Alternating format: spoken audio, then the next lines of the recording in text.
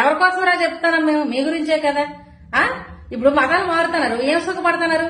మతం మారి ఏం సుఖపడుతున్నారు? ఒక్కడైనా సుఖపడినోడు ఉన్నాడా మతం మారి?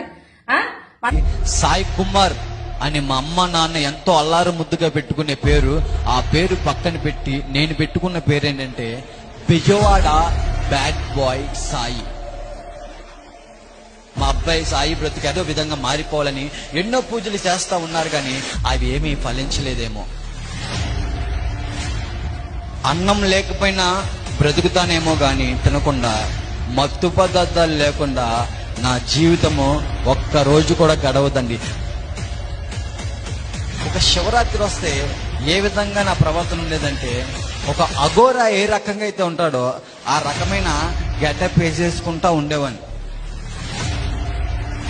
ఒక యవ్వన స్త్రీ రోడ్డు మీద నడుచుకుంటూ వెళ్తుంటే ఇదే చేతులతో వాళ్ళ బాడీ పార్ట్స్ మీద కొడుతూ వాళ్ళు బాధపడుతుంటుంటే చూసి కామెంట్ చేసే బ్రతుకులు మరి ఇదే శరీరంతో నపంసకులతో కూడా పాపం చేసిన వ్యక్తిని, అటువంటి బ్రతుకు, అటువంటి పాపిష్టి బ్రతుకున్నది. నేను నమ్మిన దేవుడు కరుణామయుడు, నేను నమ్మిన దేవుడు కనికరము గల దేవుడు, నేను నమ్మిన దేవుడు సాయి నమ్మదగిన దేవుడు, ఆయన క్షమించే దేవుడు. నా రహస్య పాపాలు తెలిసిన వాళ్ళు వచ్చి వీడు ఇలాంటోడా అని అంటారండి, కానీ నా రహస్య పాపాలు ఎరిగిన సర్వశక్తి గొప్ప దేవుడు తృణీకరించలేదు, చీ అనలేదు, కానీ హత్తుకొని నా బ్రతుకుని